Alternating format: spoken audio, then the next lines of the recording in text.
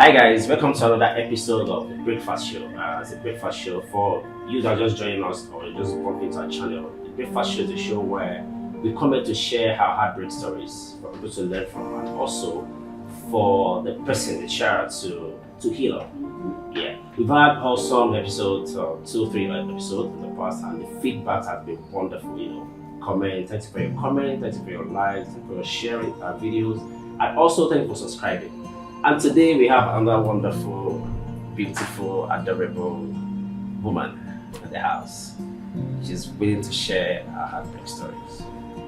It is good when you share because you heal up first. And as against some other belief that if you're sharing those stories, you're making the other guy to feel good or to feel fly. No. The purpose is for you to share and people to learn from. They'll see red flags and all in what you're saying, and they will perfect their own relationship. So today I have this wonderful woman here. She's adorable, she's fun, she's beautiful. And she is a producer. I can call her a producer, I can call her an actor, I can call her a thespian. She's just all in one. Her name is Semira Balogun. Welcome to the show. Thank you. Why did you pause for me? I cannot show what my name was. No, I love that. I love that Semira part. That's Semira. Semira. Yeah, Again, Semira. yeah. Semira Balogun. How you doing, man? Very well, thank you. Thanks for coming on the show. Thanks for having me. Yeah. So, so when we're talking about the show, you give your comments, you pass your comments, and you told me one or two things, and I said, okay, cool. I said, Zillow, I'd like to share my story. I said, oh, really? We have Superstar in the house. Said, this one. Please come and share. And now we're here.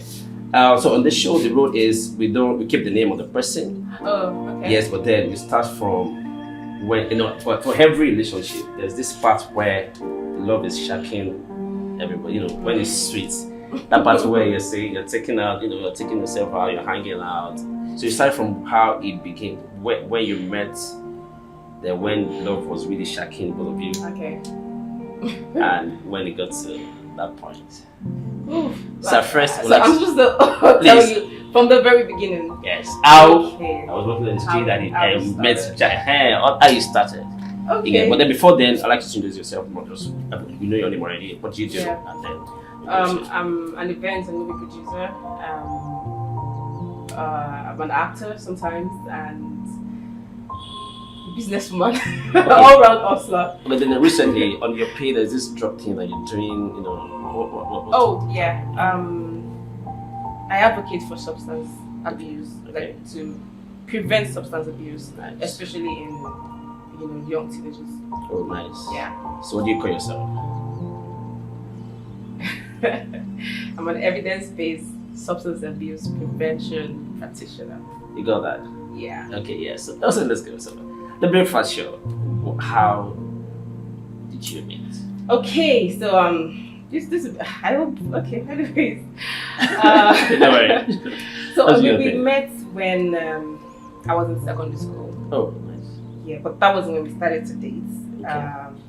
Okay. So growing up, my parents were both bankers, and so they used to leave us. So every weekend, it was just funny. Every weekend, they always had a party or something to attend. I mean, we've been busy all week, so weekends they usually take us to family friends' place. So we there with my siblings, and he was also like a family friend to this person, and he just moved down to Ondo State because that's where I grew up. So he moved down to Ondo State to school at Ajashi University. So every weekend, so this family friend of mine used to work in the school, and so we come home together. And so that's how I even used to call him brother. Okay. So that was how we met.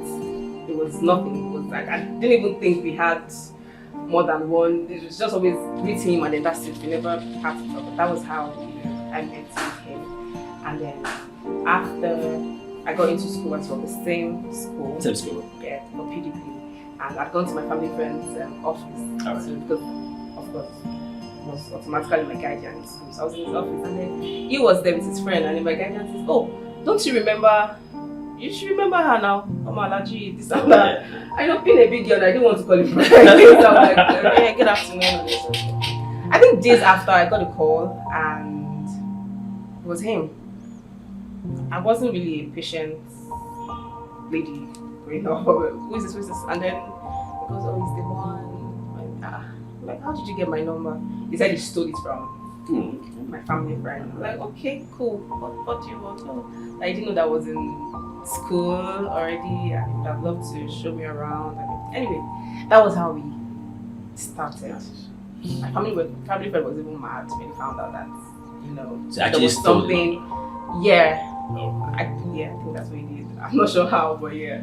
And he was angry that no, this girl is family. You can't. And he was like, no, I'm not. I don't want to. I don't know. I think it's like very. I don't know what you guys do. I don't know that. I'm serious with this one. I want to marry her, and everything. And that was. We started on that, and it was sweet. I was in 100 level because I got in 3 degree. When I was in P degree, it was in 300. So 100 level was in 4. So I mean, so he left, and throughout in school we didn't have no issue. I mean, it was my first, like, no issues, nothing. Everything was smooth. He was responsible for me. Sort of like it was always, And then he finished school. He didn't even wait to serve. He traveled for his master's in Scotland, which was like I felt like the world was going to come because I didn't have friends. I didn't make friends. It was just him and just few, classmates and all of that. But the only difference then was we weren't seeing each other. Okay. Like he still kept up with the communication. Everything was smooth. Like everything. So he came home. So I've forgotten because I'm not really good with dates and everything. But when he traveled, I think after he had to come for I can't remember where he came back home for. But he came to school, and then he came to see me. So like how many months or years? It wasn't up to a year. Okay, months. No, I think I was in 200. Okay, alright. Yeah, I think I was in 200. I really can't remember. But he came home. I was still in school. He came back, and he was still in school as well. He wasn't done with his masters. So he came home, and I saw a message on his phone. Okay. Now I don't know why I never brought it up with him, because I just felt like this person is not here with me. I don't think we should have issues over something that, right. I just swept it, under the carpet. And I think the person that said I knew something was going on, but I ignored it. I wanted to have a good time. Yeah. Since it was around, I didn't want to mess it up.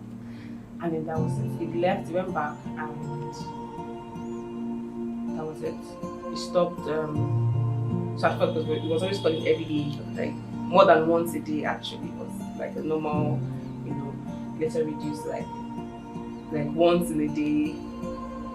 Later on, like once a week, and that was it. Before you knew it, I just stopped hearing from him. I couldn't reach him, but he would call once in a while. Guy, what's up? What's going on? What's happening? That now he's not in school, he's working, it's not the same, he doesn't have free time anymore, blah, blah, blah. And he was someone I respected so much. So I never used to think, oh, this person is lying or lied to me or whatever. So I just, whatever he says is what it is. Up until, so there was so one time so he still had, of course, friends that were in school that I knew him through. So one of them just, I forgot to where inside school and we were talking, and then the guy, I don't know why the guy said it, and then he just said, anyway, he said he has a child. He mentioned that my ex has the baby. I didn't know, it took everything in me to just, comport myself and not like, oh, I knew about it, like, oh, okay. Oh, really? Yeah. Meanwhile, my family friend, the one I knew him through, I would always complain and say, I'm not hearing from this person and everything. So he traveled one time to the UK, and then he said he was going to try and see him and everything. He came back and he still said, hey, I saw him, but he's always busy. I said, too busy to even call. Like, doesn't he eat? Doesn't he sleep? I didn't understand it, but I was just saying, but he's really not having it easy over there. He tried to cover up for him, I would say. Right. So when I found out from that guy, you know, when he said, oh, he had a child, I went straight to his office. I was crying and everything. Like, it's not, is it from me? You hear that kind of thing. Like, how was he supposed to tell me? He has, he's a white, you know, all this old thing, having a white one, papers and all sorts. Yeah. I'm like, okay, so how did you not get to them having a child together? If it was, and why didn't he tell me? I mean, I don't know. I would have maybe just let me know. Anyway, he called and he apologized, blah blah blah, and I felt like, okay, it was something I could. He confirmed it. Yeah, of course, it wasn't a lie. And then we kept on until. I'm really bad. So what was the excuse for her? He wanted to get papers and then had to... Yeah, he said. So she said she was supposed to be using something that would prevent. I'm like, why are you even sleeping with her to begin with to prevent her from getting pregnant? But then it seems she really wanted, you know, all this kind of. Why you not sleeping with? You know, I didn't know anything then. I mean, I wasn't. That was. I get it. And it went on like that until I finished school. And no, so I think my 300 level throughout, I didn't even communication. No communication, nothing. I didn't, you know, I hadn't forgotten about him, but I felt like this was it. And before he traveled, he introduced me to his parents. Okay. So I had met his parents like twice before. So after, I think that was like our first issue actually. So he was always wanting me to go visit. I'm like, how do I leave school and go to Ogbomosho, you know, to go visit your parents? I mean, and when I'm there, they're old people. I'm just there, not like I didn't think, you know. So that was like the first, like, why am I complaining? Why can't I think I did like twice after I job, but then that was it. So when he stopped communicating, I also just stopped, you know, checking up and calling them. It was my 400 level. So I got busy. That was when I, you know, entertainment. I started, you know, organizing shows here and there. I was part of the school, social, you know, SUG, social, whatever. And then we just finished an event. I remember we brought Olamide. It was like a very huge whatever. So I was staying with my cousin at the time of the renovation of the apartment. So I got home. You know, we had an after party after the show and everything. So I got to home very early. Cousin was like, we need to talk. I was even scared. I'm like, what happened? That this person called though. I'm like, why you now? Because she has been the one saying I should forget about him. Yeah. So I'm like, why are you now looking all? What happened? He told me everything that happened. He said he's not really having it easy. The woman was this and that. I'm like, so what is it? And I don't know, just forgive. He said when you come back, I told him you're not around. When you come back, you know, I should call him and then you guys can talk. I'm like, all right. So she called. That's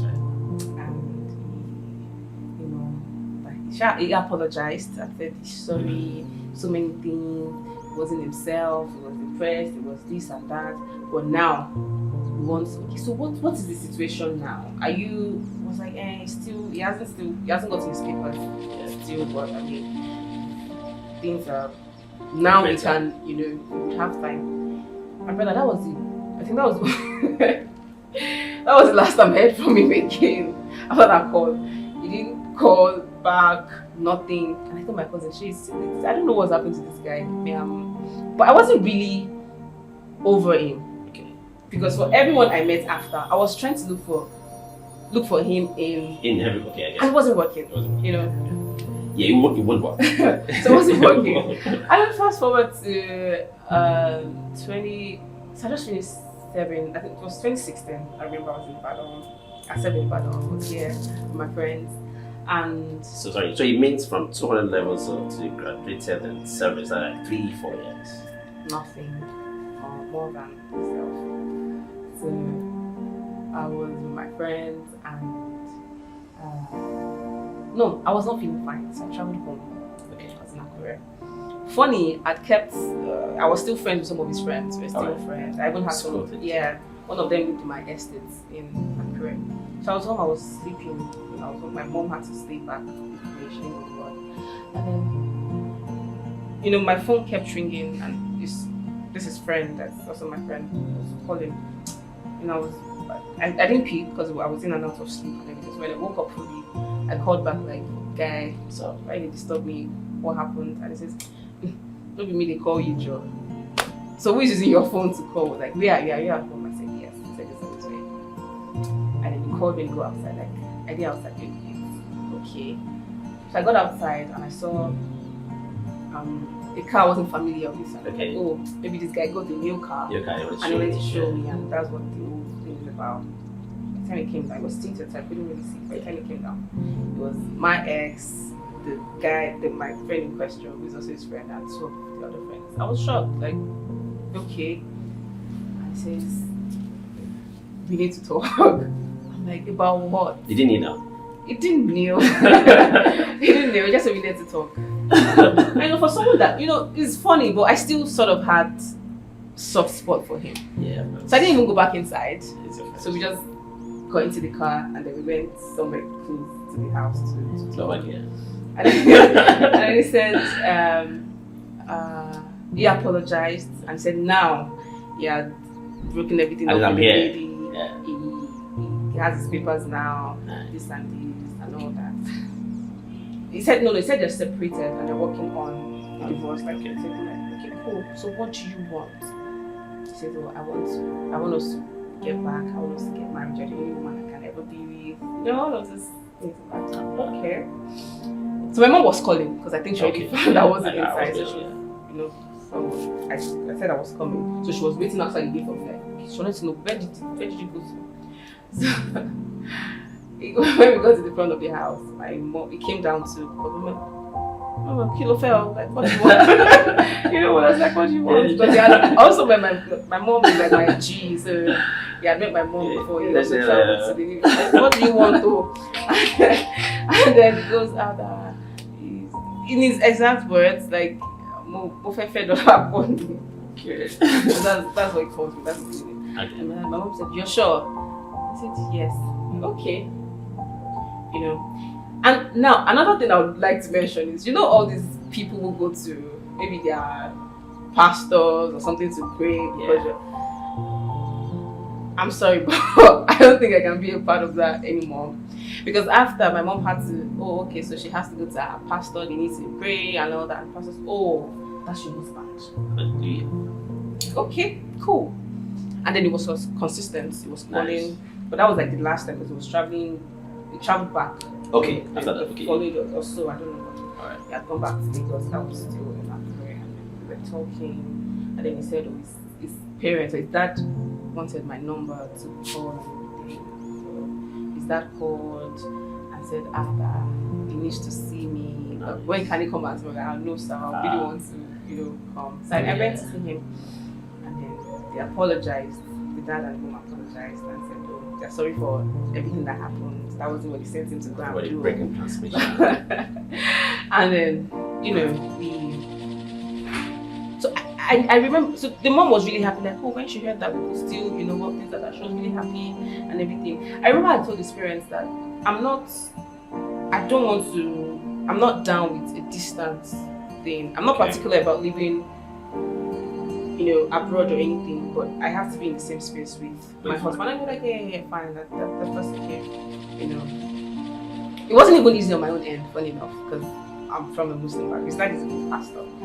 So my mom said, you really want to tell your father yourself? Yeah. I don't, you stand on mothers. So I went home and my dad, he said, I've come to see you. I was like, okay.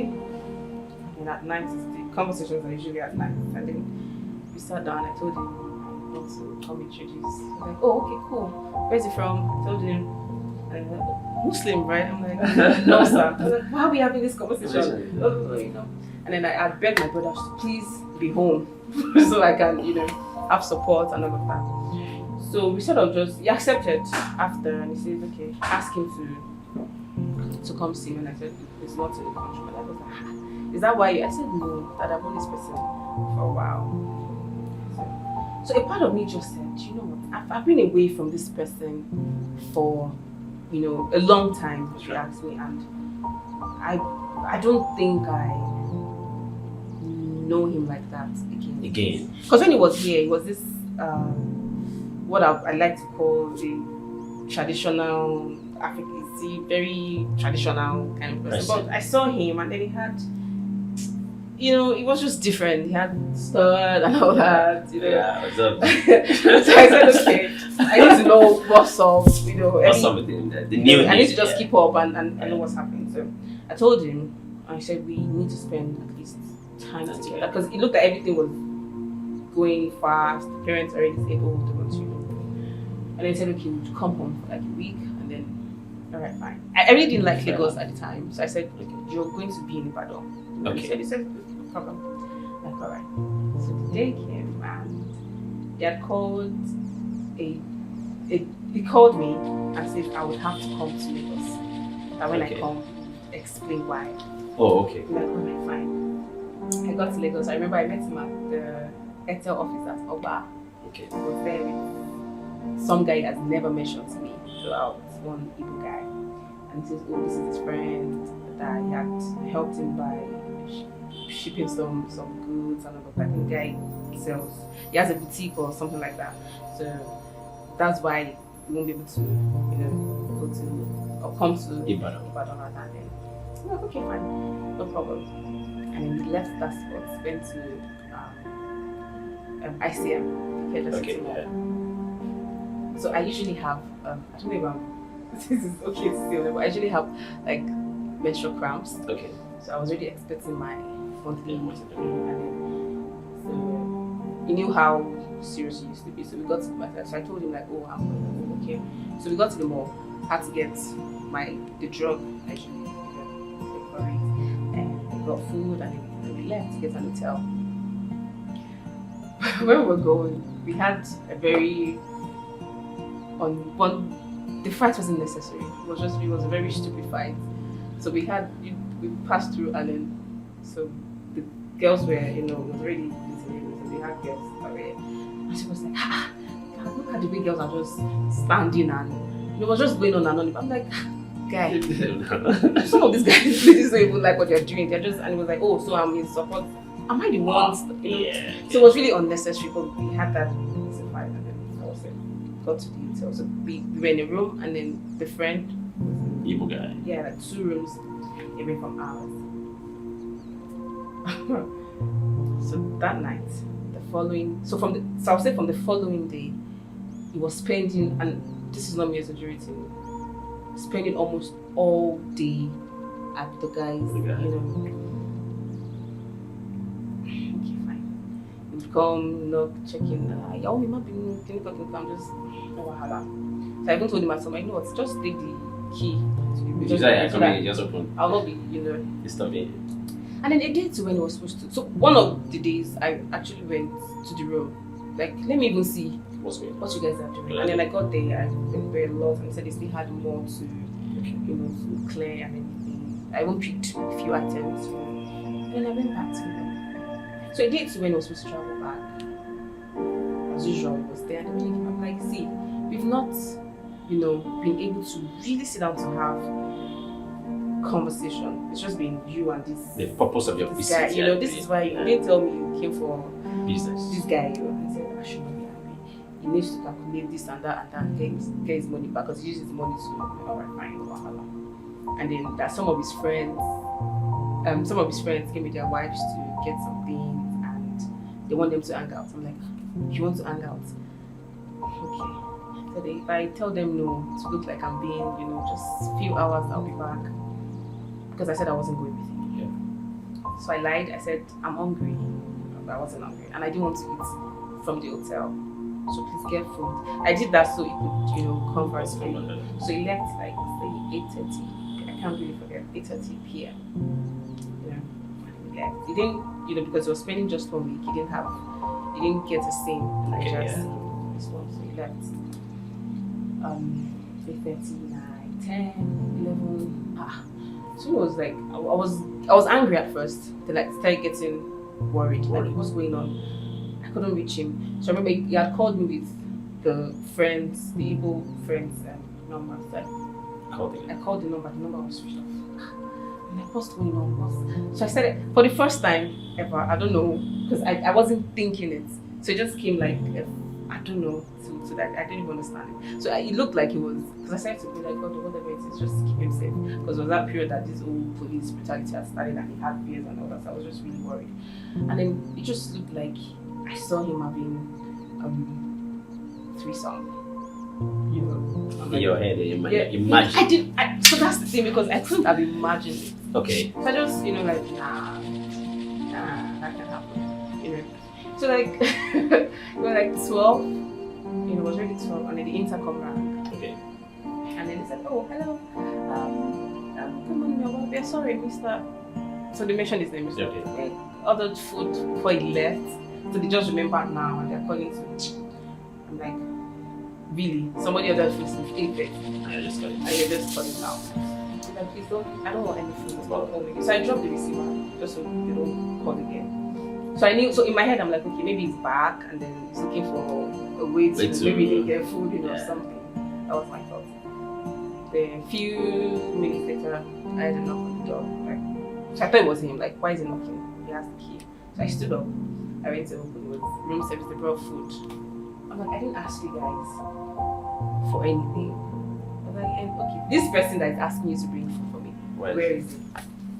So the guy said, so because we spent, a number of days, they were familiar with us, like the other room. Okay. I was wearing. Wait. So you asked where is he? Yeah, because I asked. I said, like the other room. That's the friend's room. They were familiar with us. He's there. Yeah, that is in the room. I'm like, okay, fine. Okay. Yeah. So I was wearing. I remember I was wearing I really liked jalabia then. So I was wearing like a white jalabia. So I left the door ajar a bit just in case it wasn't there or something, because I didn't have the key. I didn't want to go to the stress of maybe calling reception or whatever. So the reception is like facing the room, the other guy's room. So I got there, I looked at the reception. The friend was there. The friend was? His friend was there, the evil friend. He was there at the reception. But because at that time I was really pissed. So he called my name, I didn't answer him. I looked around to see if my ex was there. He wasn't. So I started to knock on the door. The friend didn't stop me. He didn't say nothing. So I was knocking. I heard voices on the TV or something. So it was like, who's that? I didn't answer. Was him? Yeah, it was him. He asked me what. I didn't answer. So he opened, and then when he saw that it was me, he was trying to. I didn't know where I got this strength from. I pushed him. He was stark naked. There was a girl on the bed, too. I really can't. I remember I slapped him. I remember that, but I really can't remember what really happened after that. I still cannot recall, because like it was naked. Yeah, fell on the pile of clothes that were on the floor. And then the girl, maybe when she saw we were struggling, she asked to get a towel too, and then she was. And then the shock, I don't know if it was a shock or anything. My parents was asleep. Oh yeah, yes. I ran back to the room, and then I literally was, when you're like, the ground should open and swallow me. I was literally doing that, because at that point I felt like this guy hadn't even met my dad.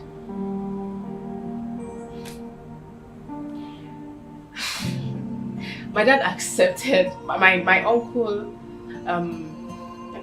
My mom had to call my uncle to plead, because my dad wasn't having it.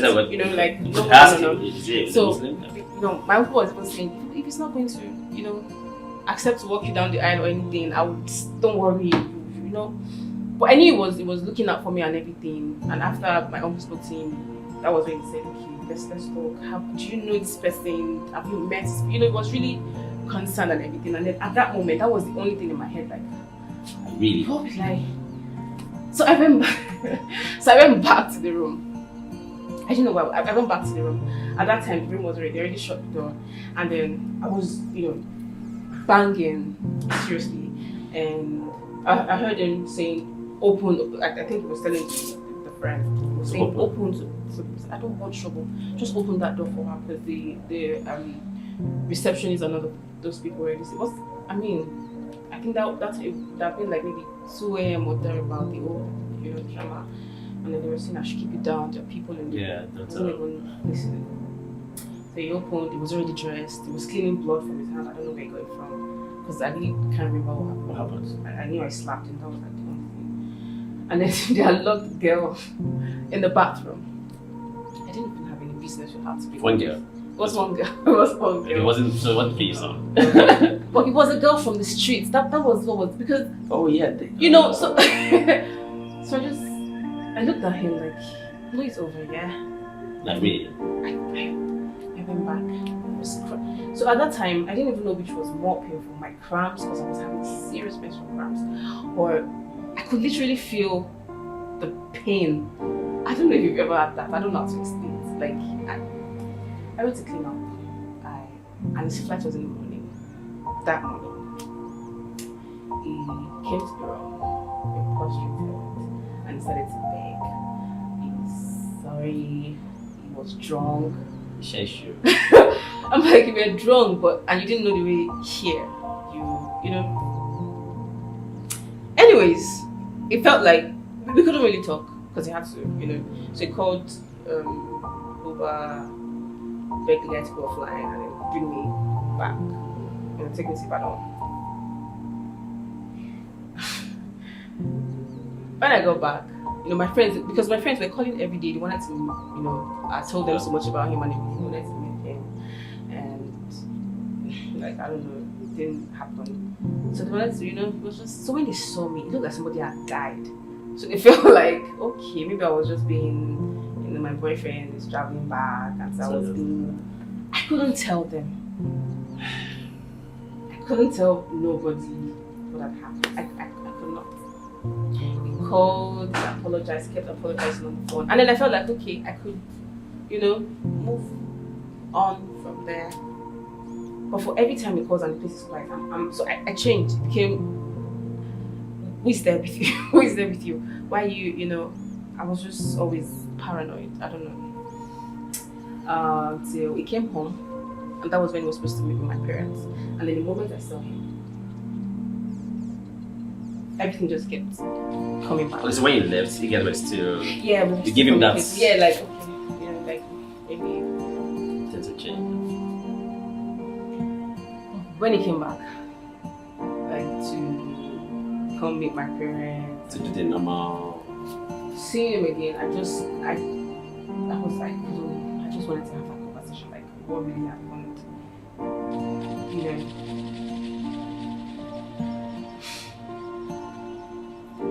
I don't know, but after he left, he met with my parents, and then he was saying, oh, he didn't even have the conversation with me, it was just for him to meet my parents, and then he goes, oh, so he told my dad, oh, we'd love to have an introduction now that he's around.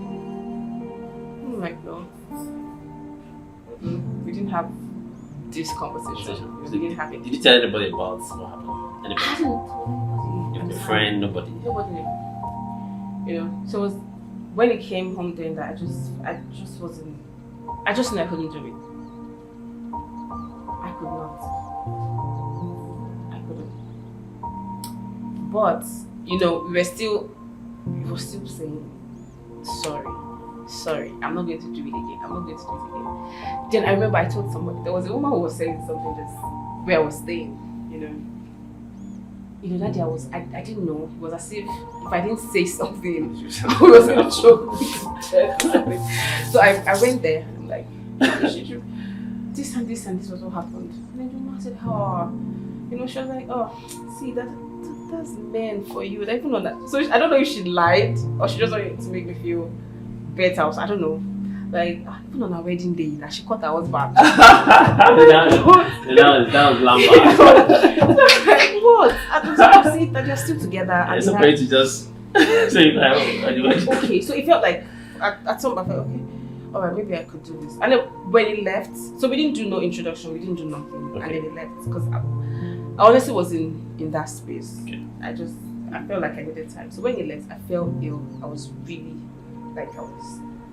And then they had rushed me to the hospital. My friends called him. I spent a week in the hospital. I was admitted. It was only that night that this guy called to check up on me. Till I left the hospital. I remember I even spent my birthday. My birthday was in the hospital. And it didn't. It did. So when I got home, I started to think, is this the man that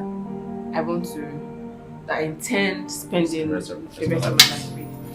So I started to, I'm like, okay, what's really going on? So I went on Facebook. I need to know what. So at that time, it wasn't on any social, like, it used to be on Facebook.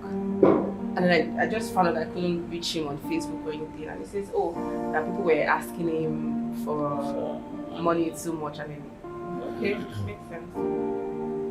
So I started to look. I knew the white lady's name. Okay. I started to search. I was searching, like, brought thousands of things. So I just said, okay. So I went on his siblings. Anyway, okay. I did all my whatever. Yeah, DSS. And then I got the page. The picture on whatever, the wallpaper, the profile, on Facebook was their picture. It was a family. Both of them, okay. Yeah, Family picture, okay. And so I started to look at, comments. It was recent. And one of the comments, somebody said, so I think she calls him Timmy. So he said, the comment said, that I saw Timmy at the mall today or something like that. And then she goes, there's nothing new in my kitchen. So which meant that they were still together. I looked everyone like, okay. And I texted him. I said, if you don't call me now, I'm gonna mess things up for you. At that time, I already knew like this was over. Like, I just needed to affirm, like just reconfirm and all of that. And immediately he called and was giving excuses. I said, oh, his son. So I think I and his son shared the birth month, but not the same date. That they had traveled for his son's birthday. And so that was more important than my health.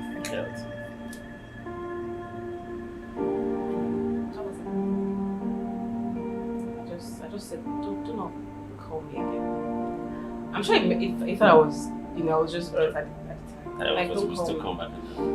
He said, don't call me again. He had called, I think, after, like a week or whatever after. I said, do not call me. Like, I really meant it. I said, yes. And then that was the last time. He called. His parents started to call. I wasn't picking. So at the time, his parents and my parents were already, our parents are already communicating, doing all the in-laws. Yeah, call me. So, so the dad especially calling, I wasn't picking. So I spoke to my mom late one night, and then I said good night to her and everything, and then she called back and said, that so the person that just called you. I said, I've not been picking up. So it was I would never. I'd even spoken to my mom like that. It was reflex. I just like I don't want to pick, like my voice was really loud, and then my dad took the phone from I guess the phone was on speaker, and he just said, so my dad was like, oh Balu, calm down, whatever it is, just call back tonight, and whatever it is we talk about this morning. Yeah, like this man. So I called the dad. I'm like, he has been calling, like, I'm sorry, it's work. I've been busy with work and all that. And he says, okay, when will I, be able to come over? I would like to see me. I said, once I'm free from work, because we have a major production we're doing now, but right now I can't. I was like, okay, no problem. And when I dropped that call, I blocked him, blocked his mom, blocked everybody I knew. The following day, my dad called and said, why did you speak to your mom like that? Your mom, this and that. I'm like, oh, sorry. I'll call now and apologize and get back to whatever it is. My plan was to go home, sit them down, and explain everything. So I had no choice. So on the phone, I begged my mom, like, this is it. And I kept saying, okay, are you there? Hello, ma. And she was quiet. And then she goes, and you kept this to yourself? I didn't see it. I think that week my dad told my mom she had to come. She had to come around. I'm like, I'm fine now. This has happened like, how many whatever. Oh, there's suffering. Like it's not good. Like, that's it. So even my mom didn't have to. It was even my dad. So I couldn't tell my dad exactly what happened. So my dad didn't know that he had a child. Okay, it was just my mom. He didn't know. Okay, fine. So what I told my dad was, I found out he had a child. And that's why I'm calling my dad. And my dad was still like, not enough reason. But because I couldn't really tell him. Oh my God. I didn't know how to tell him that. It was just my mom. I'm saying that no wonder he had called her saying, I said, why would I interfere in like no people will sort it, like that she didn't even know that it was something as serious as this. And that's it. And she was with me for a few days, and then I think I still heard from him last year. He called actually, yeah, because after that one of his friends called and they were saying I should forgive him, blah blah blah. I mean that's even just like, but I mean he still tried to reach out after how many years for whatever reason. But that's really wow. So the question is now. So now the question is, yeah, you had a child that you know. I mean, she said, okay, no problem. It's papers. We know, understand those. Yeah. Okay. Then you came home to say, okay, let us do something. I purposely came for 1 week to have conversations. I asked for it. And it came. Yeah. It's fine. And then for 6 days, there was no conversation. It was business. Then the night of the departure, the girl. The next room, just 2 rooms. Just 2 rooms away from you. Then there has what that happened. Like I don't know. I can't answer that question. They said it was drunk, so maybe we'll just drunk. Hold on to that story and just say that's what happened. So what I'm trying to find out is when he came up to say, okay, let's do something. I can meet my parents, and meet your parents, and let's do something. Was he cruise? Was he really cruising? I asked him all of because so now I suggested that instead of you don't have to be the one coming home all the time till we finally settle and then like let me because it was even my uncle. I have an uncle there in the UK who's married and everything, and I suggested okay come so I can also that's like my dad's their eldest brother. Like I should. It was just giving all sort of reasons. I can't really want to invite you. I should ask right. So my uncle was why can't he? Because you're going to get married to this person, so why can't he really want to send you an invite and everything? He always had. It was funny, but his reasons at the time just always made sense to me. I don't know. I think we need to do better. Yeah. So I know the paper thing. If you travel, then you have to do papers. I understand all those things. Yeah, you have to arrange, have an arrangement. Yeah. I understand those things. But then for me, I think just come out straight. Everybody knows already. You don't have to hide it, babe. This is for a better life. You have to. Okay, it's fine, cool. So he didn't want to hurt me. That was what he said. No. Just say it because everybody already knows. Good. Now he didn't want to hurt you. Then eventually, I found out. And then he lied that it was done with the white woman that is free now. But then it wasn't happening. That's not good. I think we need to do better. My gender, please do better. But then, sorry about that. Oh, I didn't cry. Like no. So you're trying to contain. You're trying to. Yeah. But then it's really good that I mean,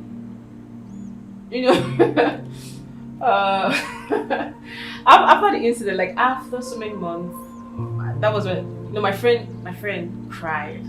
Joy cried because they didn't know, and they were in the salon and they were arguing. I've forgotten what happened, and they were going, if I find my man with another woman, this is what I'll do. And then I was forced to just say, you don't know what you would do. Nobody, because you're not expecting to see this or find out something, so you don't know what you do. And I said no, and I'm like, see, so this is what happened. Oh, mom. And she goes, you kept like she cried because she was like, well, why? You kept all of that. So I don't know. I couldn't get that picture of my head from even right now.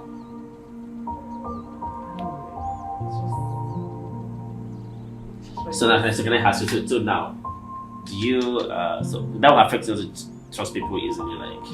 You have no idea. Because I really, I trusted him. I really trusted him a lot.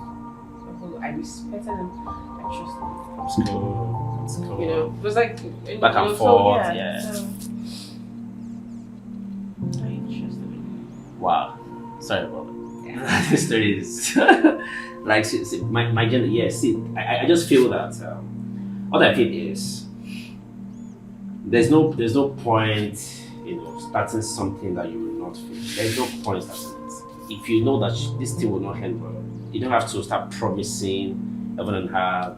There's no point, because if it happens, you leave the person with a broken heart, chatter. Then that will inform the person's you know it's not good.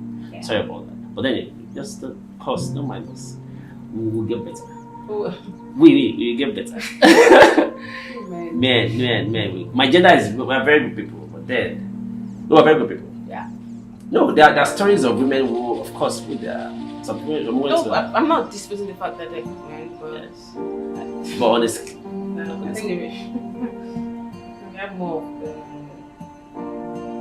Sorry about that. So if you heard the story, and I just wish that we could learn from it. So if you're seeing red flags, don't be nonchalant. Don't be like, I love you so much, trust him so. Just try and check well.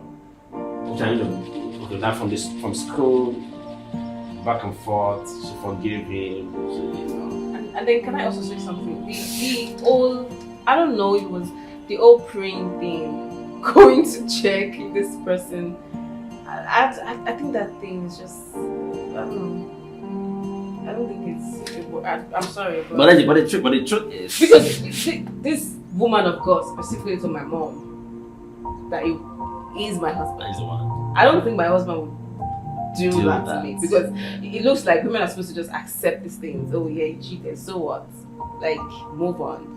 Okay, I think the church thing, the religious part. That way, I think we need to start have an episode on that and discuss that, because the truth of the matter is. Yeah, so I feel like if you meet somebody, if your heart says go with this person, I think that's enough, because this person is your husband. I really you see red flags, you see that this person is not good for me. Sometimes it's even physical abuse and all of that, but they still stay because my pastor or my imam or afa or whatever said this person is my husband.